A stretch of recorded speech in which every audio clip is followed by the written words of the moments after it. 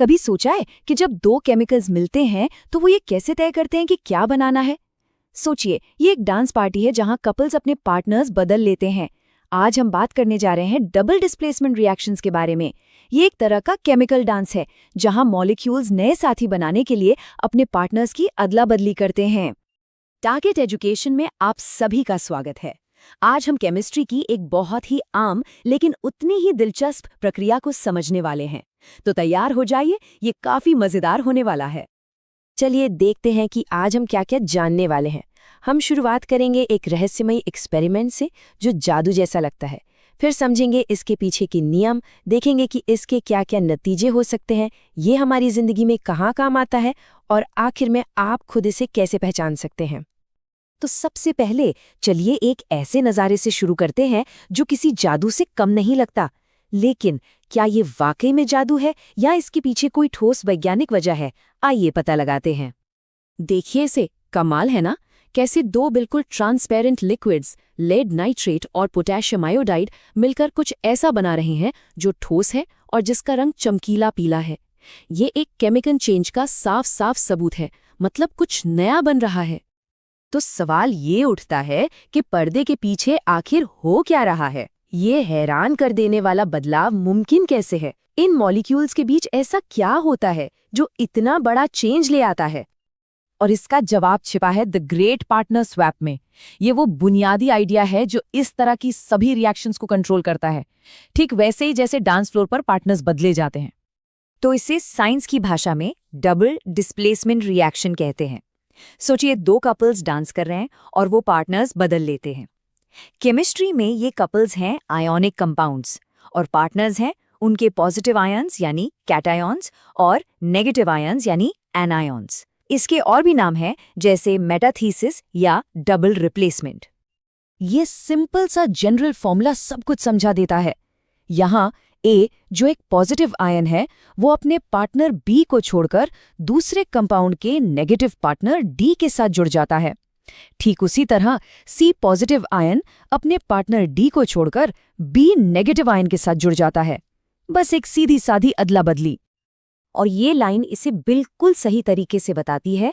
धनायन और ऋणायन पार्टनर बदल लेते हैं, जिसके परिणाम स्वरूप दो नए आयनिक यौगिक बनते हैं। इस पूरी प्रक्रिया का सार यही है।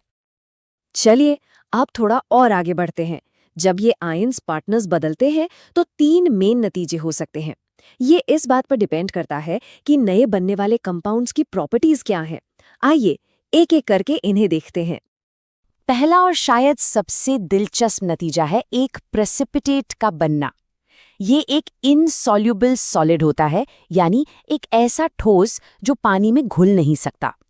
ये अचानक से घोल में दिखने लगता है क्योंकि नए बने कंपाउंड्स में से एक पानी में नहीं घुल पाता, तो वो एक तरह से घोल से बाहर आ जाता है। और ये हमें वापस लाता है, याद है वो शुरू वाला जादू? वो गोल्डन रेन एक्सपेरिमेंट असल में लेड नाइट्रेट और पोटेशियम आयोडाइड के बीच एक प्रेसिपिटेशन रिएक्शन ही है। वो चमकीला पीला पदार्थ ठोस लेड आयोडाइड है जो पानी में इनसॉल्युबल है।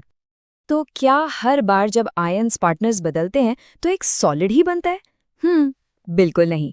कभी कभी नतीजा थोड़ा कम ड्रामेटिक लेकिन उतना ही जरूरी होता है। चलिए देखते हैं कि और क्या हो सकता है। दूसरा संभावित नतीजा है पानी का बनना। ये तब होता है जब एक एसिड और एक बेस रिएक्ट करते हैं। वो एक दूसरे को न्यूट्रलाइज कर देते हैं, मतलब एक दूसरे के असर को खत्म कर देते हैं। पार्टनर्स बदलते हैं और नतीजा होता है एक सॉल्ट और सादा पानी। ये भी एक बहुत ही कॉमन टाइप का डबल डिस्प्लेसमेंट रिएक्शन है। और तीसरा नतीजा है एक गैस का बनना। कुछ रिएक्शंस में नए कंपाउंड्स में से एक अनस्टेबल होता है और फौरन गैस बनकर बुलबुलों के रूप में बाहर निकल जाता है। ऐसा अक्सर तब होता है जब कार्बोनिक एसिड जैसे अनस्टेबल एसिड बनते हैं, जो कार्बन डाइऑक्साइड गैस और पानी में टूट जाते हैं। ठीक है, तो ये सब लैब में तो काफी दिलचस्प है, लेकिन क्या ये हमारी रोजमर्रा की जिंदगी में कोई मायने रखता है? अरे बिल्कुल। आपको शायद ये जानकर हैरानी होगी कि ये रिएक्शंस हर जगह हो रही हैं, हमारे चारों तरफ और हमारे अंदर भी। जरा इस पर एक नजर डालिए। वाटर ट्रीटमेंट प्लांट्स में पानी की गंदगी को प्रेसिपिटेट करने के लिए इन्हीं रिएक्शंस का इस्तेमाल होता है, जिससे हमें पीने का साफ पानी मिलता है। जब पेट की एक्स्ट्रा एसिड को शांत करने के लिए एंटासिड लेते हैं तो वो भी एक न्यूट्रलाइजेशन रिएक्शन ही होता है। और तो और मेडिकल एक्सरे में इस्तेमाल होने वाला बेरियम सल्फेट भी एक डबल डिस्प्लेसमेंट रिएक्शन से ही बनाया जाता है। तो अब जब हम जानते हैं कि ये क्या है और क्यों ज़रूरी है, तो सवाल ये है कि इसे पहचानें कैसे। इसके लिए एक बहुत ही आसान सी चेकलिस्ट है जो किसी को भी केमिकल जासूस बना सकती है। सबसे पहले चेक कीजिए कि क्या रिएक्टेंट्स में 2 आयोनिक कंपाउंड्स हैं। दूसरा, क्या रिएक्शन पानी में हो रहा है। तीसरा, प्रोडक्ट्स में कोई सॉलिड, पानी या गैस बनती हुई दिख रही है। और आखिर में, क्या ये पक्का है कि आयंस ने पार्टनर्स बदले हैं। अगर इन सभी सवालों का जवाब हाँ है तो समझ जाइए कि एक डबल डिस्प्लेसमेंट रिएक्शन हुआ है। ये माइंड मैप आज हमने जो कुछ भी सीखा है उसे एक साथ ले आता है। सेंटर में है हमारा main concept, double displacement reaction, और उससे जुड़ी हैं इसकी परिभाषा, जनरल फॉर्मूला, 3 संभावित प्रकार और कुछ जरूरी उदाहरण। ये एक बेहतरीन क्विक रिव्यू है, तो अगर कुछ भूल गए हों तो यहाँ देख सकते हैं। हमारे साथ जुड़े रहने के लिए आपका बहुत बहुत धन्यवाद। उम्मीद है कि ये प्रस्तुति आपको पसंद आई होगी। अगर इस टॉपिक को दोहराना चाहते हैं तो स्क्रीन पर दिए गए QR कोड को स्कैन करके हमारे टेलीग्राम चैनल से इसकी PDF नोट्स हासिल कर सकते हैं।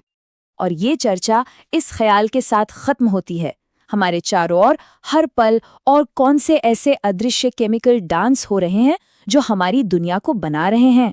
अगली बार जब कोई पानी पिए या एंटासिड ले तो याद रहे कि डबल डिस्प्लेसमेंट रिएक्शंस ही काम कर रही हैं।